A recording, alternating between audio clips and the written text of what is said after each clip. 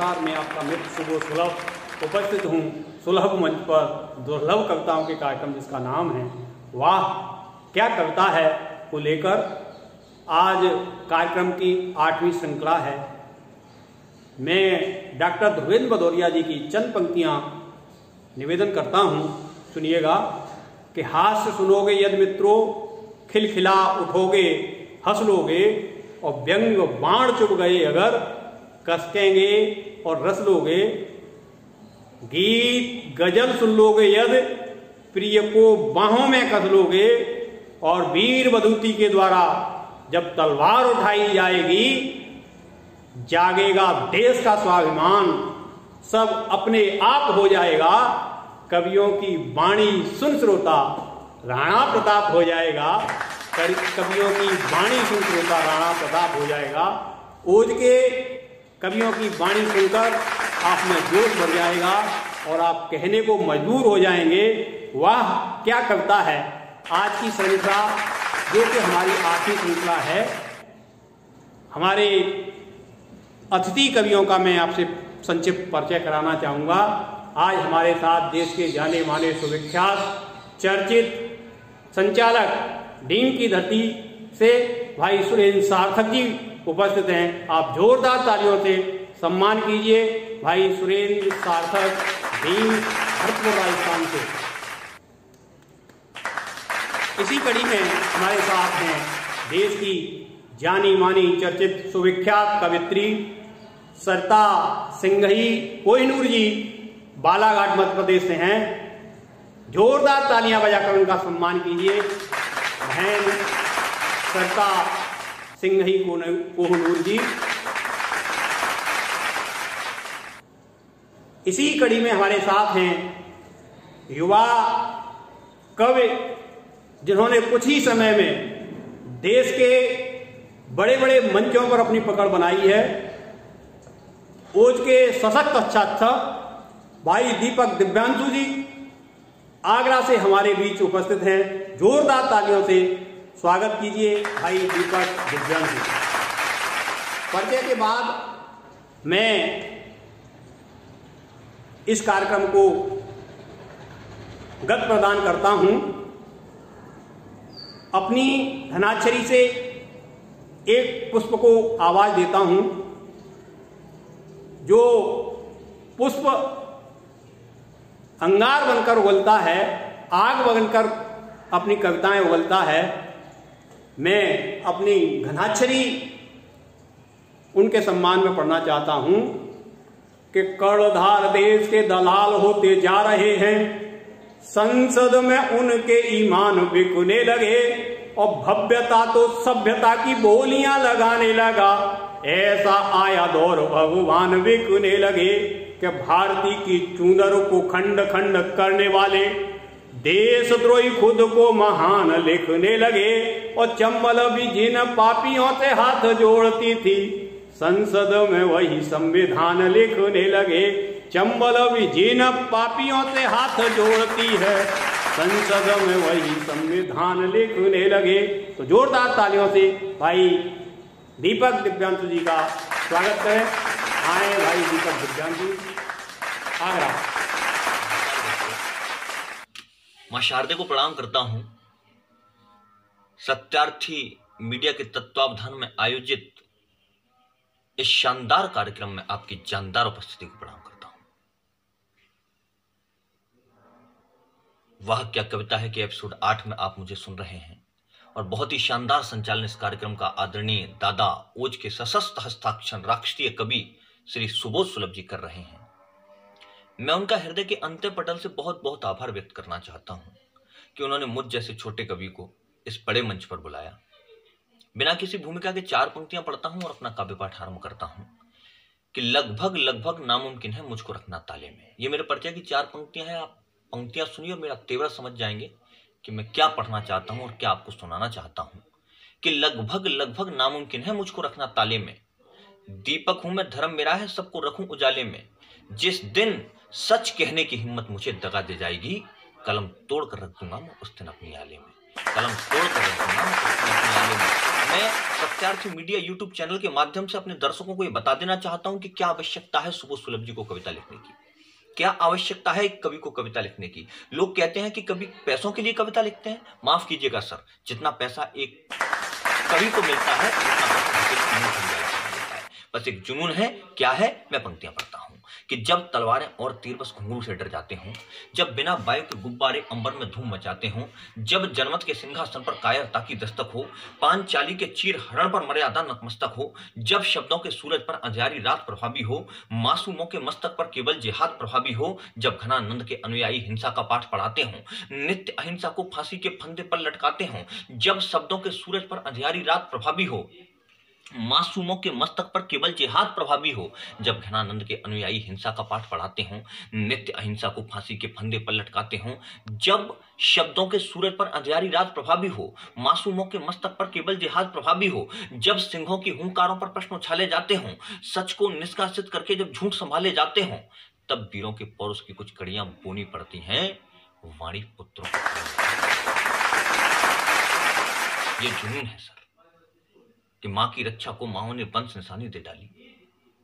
मां की कौन थे शहीद कि मां की रक्षा को माओ ने वंश निशानी दे डाली। आंच नहीं आने दी वीरों ने कुर्बानी दे डाली। जिसको सुनकर मां ने ली थी इंकलाब की अंगड़ाई, जिसको सुनकर भारत मां की चुनर धानी हर्षाई, जिसको सुनकर क्रांतिकारियों ने प्राणों का दान दिया, आजादी के महायज्ञ में निक्षोणित बलिदान किया, वही मातरम शर्मिंदा है गद्दारों के होठों पर, और सियासत नाच रही है अर्थ जगत के कोठों पर, और सियासत नाच रही है अर्थ जगत के कोठों पर। वो और समय था जब भारत परतंत्र दिखाई देता था। वो और समय था जब अंग्रेजी मंत्र सुनाई देता था। वो और समय था जब अपने ही घर में बंदी रहते थे। वो और समय था जब नारों के बदले कोड़े सहते थे। वो और समय था जब पृथ्वी ने जीत हार पहनाया था। वो और समय था जब हमने मृत्यु का कर्ज चुकाया था। बजरंग बली भूले न सत्यवन जाम बंद समझाता हूं। मैं भी हूं पुजारी गांधी का और गीत अमन के गाता हूं। लेकिन जब अंतस के छालों का दर्द भयानक होता है, तब लिखने को शांत नहीं बस युद्ध कथानक होता है। अरे राष्ट्र सुरक्षित कभी न होते बातचीत के न्योतों से, नहीं सुलझते हैं सब मुद्दे शांति और समझौतों से। समझाता हूं दिल्ली वालों, अब तो खुद को क्रुद्ध करो और शांत राग का छोड़ के गायन शस्त्र उठाकर युद्ध करो। समझाता हूं दिल्ली वालों, अब तो खुद को क्रुद्ध करो, शांत राग का छोड़ के गायन शस्त्र उठाकर युद्ध करो। रक्त के बदले रक्त शत्रु का हमें बहाना ही होगा। आतंकवादियों के घर में आतंक मचाना ही होगा। अब इन धूर्त पापियों को इतिहास नहीं गढ़ने दो तुम। भारत माता की छाती पर अब नाग नहीं चढ़ने दो तुम। अरे पार्थवीर को तीर दुश्मनों की छाती में बोलने दो। अवरुद्ध करो मत सर्जिकल, केवल सर्जिकल होने दो। लोग मुझसे कहते हैं कि मैं युद्ध की भाषा बोलता हूं। माफ कीजिएगा सर, क्या आवश्यकता है युद्ध की? मैं पंक्तियां पढ़ता हूं कि जब तलवारें और तीर बस घुंघरू से डर जाते हों, कि जानता हूं युद्ध की पावक बुझेगी रक्त से, जानता हूं युद्ध की पावक बुझेगी रक्त से, जानता हूं युद्ध की पावक बुझेगी रक्त से। कौन जीता है जहां में जंग बोलो वक्त से, जब दाग दामन में लगे हों दामिनी के सैकड़ों और चांद ही दुश्मन बने हों चांदनी के सैकड़ों। जब तिरंगा बन कफन ये सोचता हो क्या हुआ, शौर्य फिर से हार बैठा जिंदगी का ये जुआ। जब दुध मुहे बच्चों की लोरी सो गई हो चैन से और सूरज डर गया हो कातिलानी रैन से। जब भारती की राह में ही धर्म की दीवार हो। लोग कहते हैं कि ये हिंदू, ये मुसलमान, ये सिख, ये ईसाई। मैं पंक्तियां पढ़ता हूं कि मेरा डर है ये मंदिर और मस्जिद में न खो जाएं, कहीं ये फूट वाला बीज बिस्का फिर न हो जाए। अरे सोचो अजाने आरती जमजम होगा जल, सियासत चाहती कब है यहाँ सब एक हो जाए। सियासत चाहती कब है यहाँ सब एक हो जाए। कौन जीता है जहां में जंग बोलो वक्त से, जब दाग दामन में लगे हों दामिनी के सैकड़ों और चांद ही दुश्मन बने हो चांदनी के सैकड़ों। जब तिरंगा बन कफन ये सोचता हो क्या हुआ, शौर्य फिर से हार बैठा जिंदगी का ये जुआ। जब दुधमुहे बच्चों की लोरी सो गई हो चैन से और सूरज डर गया हो कातिलानी रैन से। जब भारती की राह में ही धर्म की दीवार हो, रक्त की बहती नदी और खौफ में अखबार हो। तो क्यों न लिखूं गीत बोलो हिंद की हुंकार के, तो क्यों न लिखूं गीत बोलो हिंद की हुंकार के, क्यों न लिखूं गीत बोलो जागरण प्रतिकार के, क्यों न लिखूं गीत बोलो तीर के तलवार के।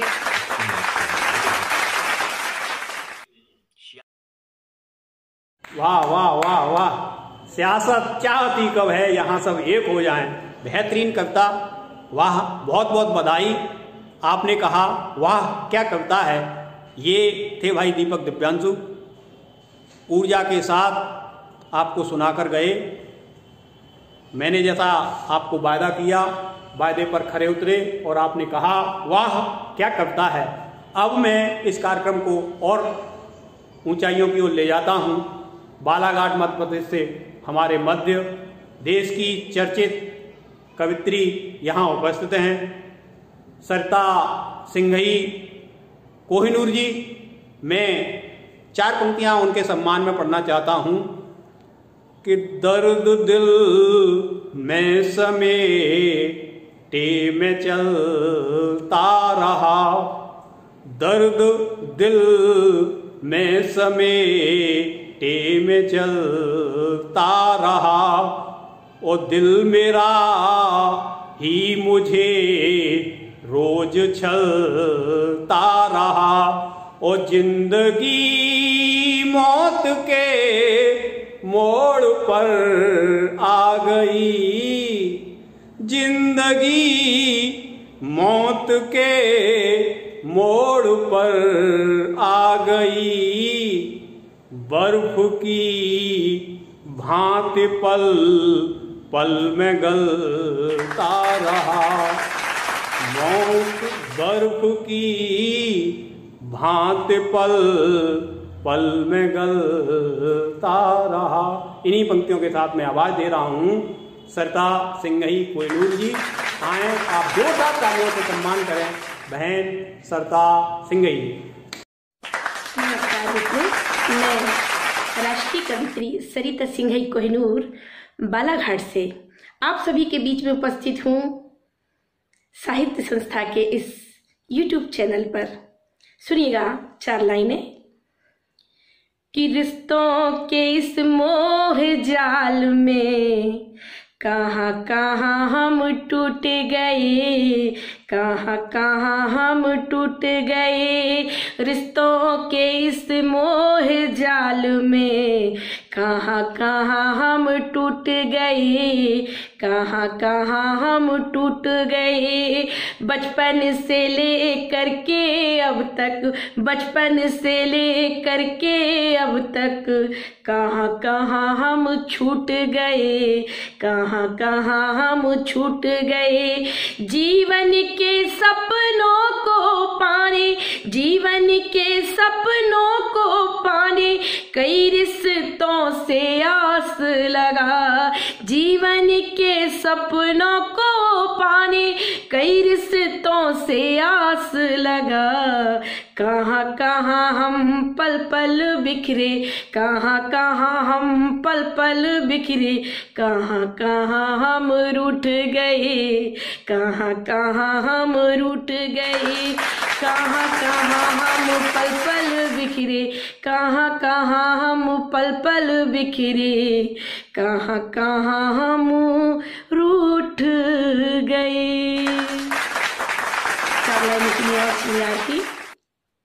कि पायल पायल में रुंझुन की सरगम बांध रखी है पाँव में, बांध रखी है पाँवों में, पायल में रुंझुन की सरगम बांध रखी है पाँव में, बांध रखी है पाँवों में, प्यार तुम्हारा पाकर जीती, प्यार तुम्हारा पाकर जीती, जीवन की हर छाओं में, जीवन की हर छाओं में, तुम हो तो हर खुशबू महके, तुम हो तो हर खुशबू महके, महके सांसों की बगिया, तुम हो तो हर खुशबू महके, तुम हो तो हर खुशबू महके, महके सांसों की बगिया, शहर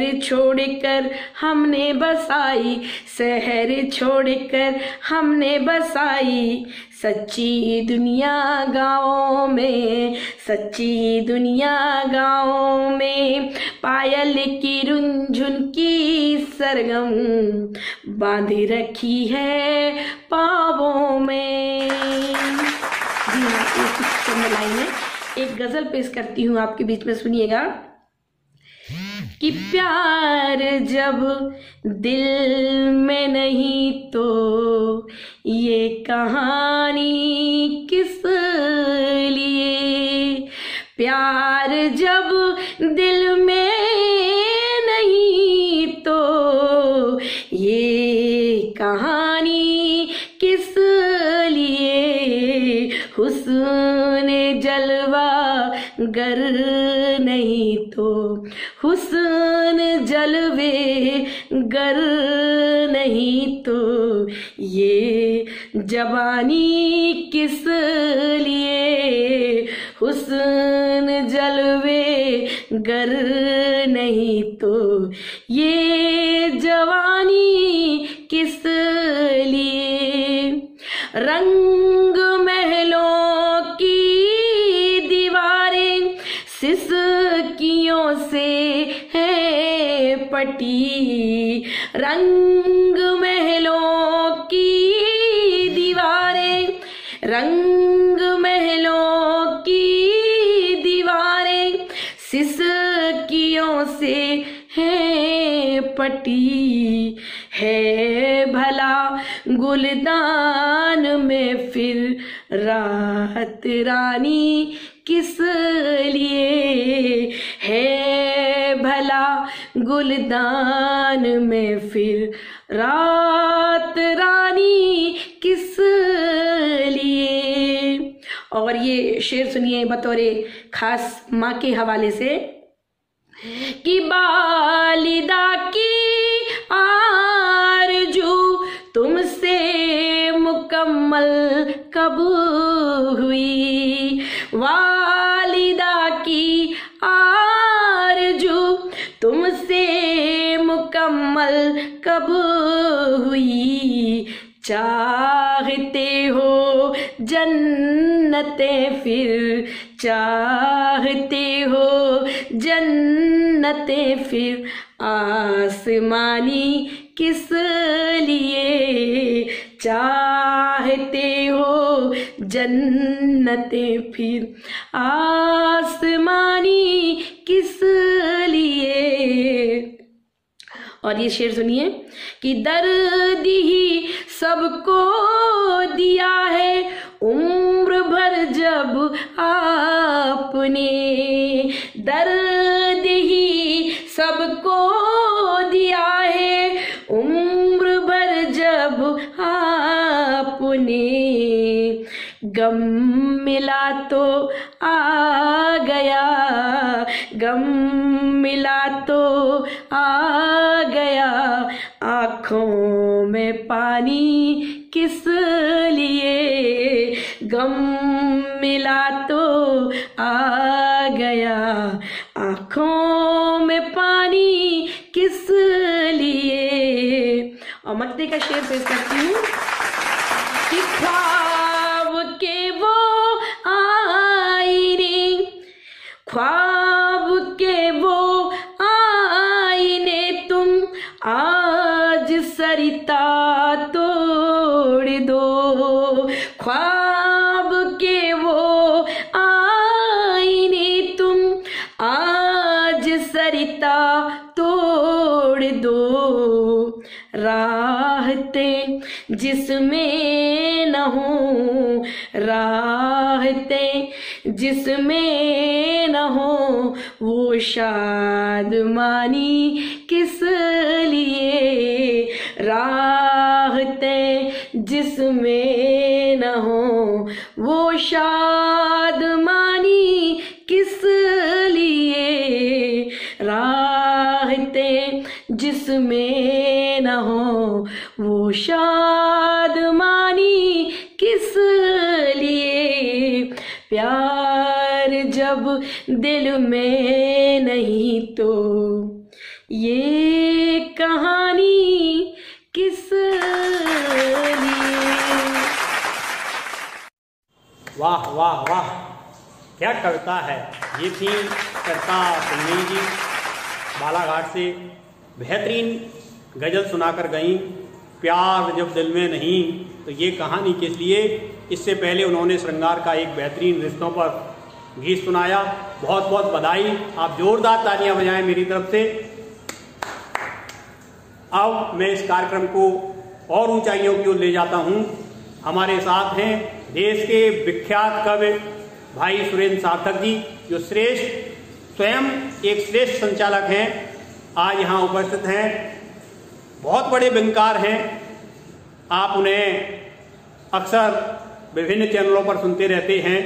मैं उनके सम्मान में एक अपनी व्यंग रचना प्रस्तुत करता हूँ, सुनिएगा।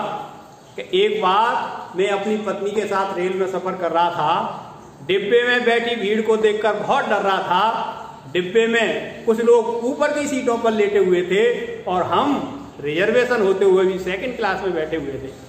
लेकिन उस भीड़ में एक युवा महिला खड़ी थी, उसकी गुलाबी साड़ी सितारों से जड़ी थी। वह अचानक भीड़ के धक्के से मेरी सीट के नीचे आई। जनरल बोगी में जनरल यात्रा का मैं दृश्य रख रहा हूं, सुनिएगा, जो मैंने भोगी है, शायद आपने भी भोगी हो, कि वह अचानक भीड़ के धक्के से मेरी सीट के नीचे आई।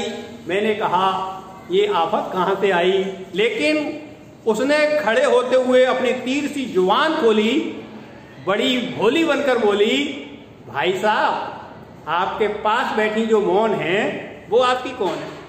मैंने बड़े गर्व से कहा ये मेरी धर्म पत्नी है, पास में रखी अटैची भी अपनी है, कृपया इस पर बैठ जाइए, कोई मेरे लायक सेवा हो तो फरमाइए। लेकिन उसे बैठते हुए सूझी ठिठोली। पहले तो खड़ी परेशान थी, जैसे ही मैंने उसे बैठा लिया तो बैठते हुए उसे सूझी ठिठोली, बड़ी भावुक बनकर बोली, भाई साहब क्या इनके पति मर गए हैं या स्वेच्छा से तुम्हारे साथ कर गए हैं? मैं बुरी तरह चौंका।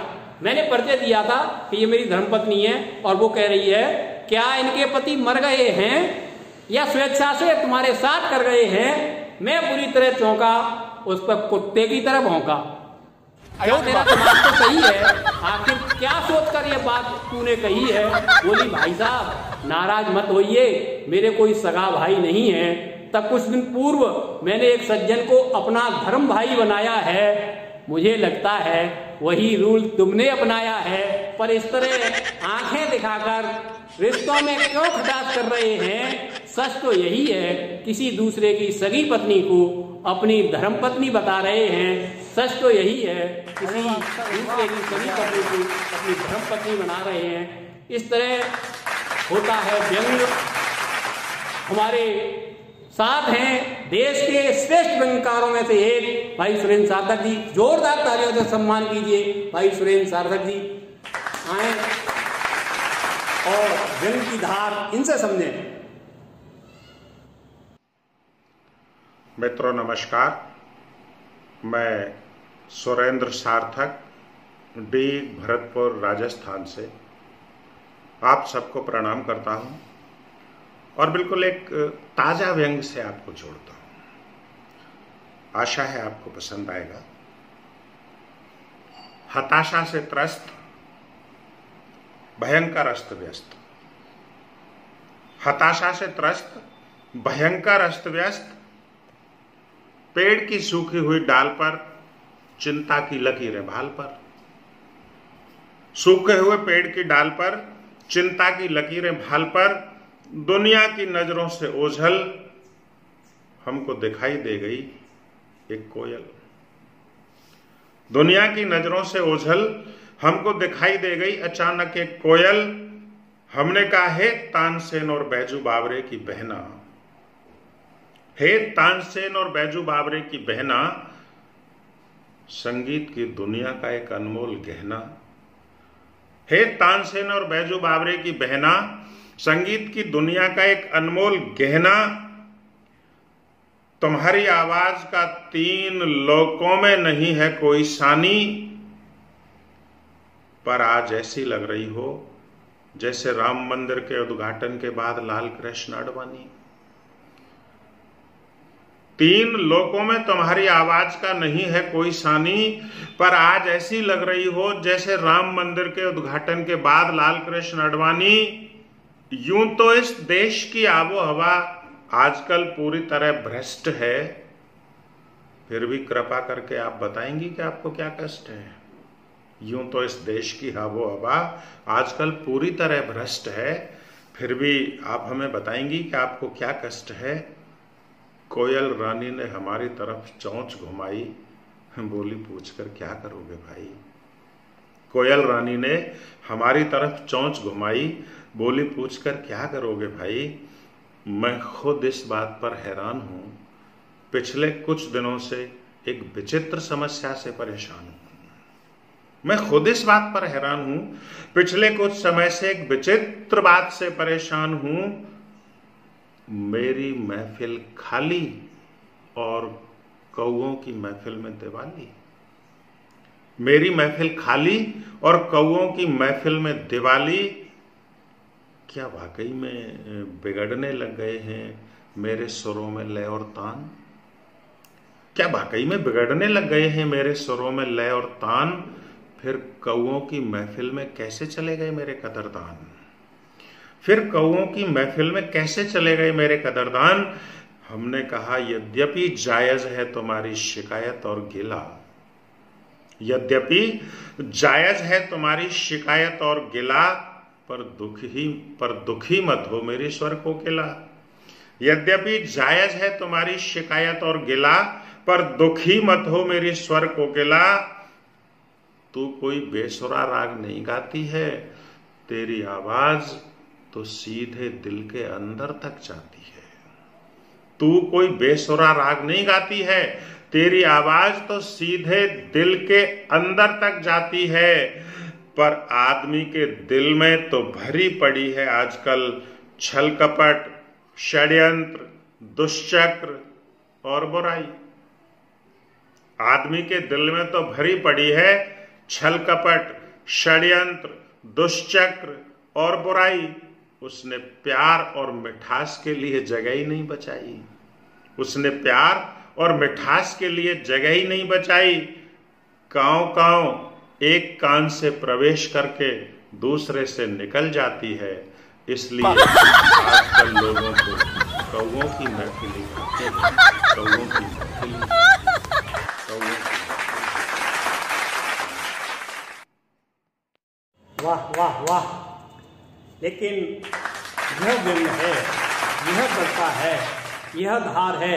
उन्होंने भाई सुरेंद्र सार्थक जी ने बेहतरीन व्यंग कोयल और कौओं को लेकर उन्होंने कहा। लेकिन आपने कहा वंस मोर और मैं भी कहता हूँ वंस मोर। इतना काम नहीं चलेगा। मैं तुम्हें निवेदन करता हूँ एक छोटी सी और व्यंग रचना सुनाकर जाएं भाई सुरेंद्र सार्थक जी। और ऐसे नहीं, आप जोरदार तालियां बजाएं भाई। आए हैं भाई सुरेंद्र सार्थक जी, यही तालियां बजाता हूँ। वाह क्या बात है, वाह क्या कविता है। नमस्कार मित्रों, मैं कवि सुरेंद्र सार्थक डीग भरतपुर राजस्थान से आपको प्रणाम करता हूँ। एक बहुत छोटी सी व्यंग रचना से बात शुरू करता हूँ। यूँ तो हम लोग तमाम विसंगतियों पर व्यंग लिखते हैं। हमको दूसरे का भ्रष्टाचार और विसंगतियां दिखाई दे जाती हैं। अपने क्षेत्र में होने वाले विसंगति और भ्रष्टाचार पर मैंने एक दृष्टि डालने की कोशिश की है। अटल जी की स्मृति में कवि सम्मेलन, अटल जी की स्मृति में कवि सम्मेलन, आमंत्रित कवियों में आदरणीय चमचा, चमची और बेलन। आमंत्रित कवियों में आदरणीय चमचा, चमची और बेलन। चुटकुले और द्व्यर्थी संवादों का अश्लील रस सभी की जुबान पर था, यानी कार्यक्रम अपने पूरे परवान पर था। कार्यक्रम अपने पूरे परवान पर था।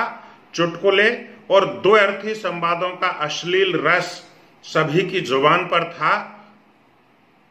तभी एकाएक एक विचित्र घटना घट गई।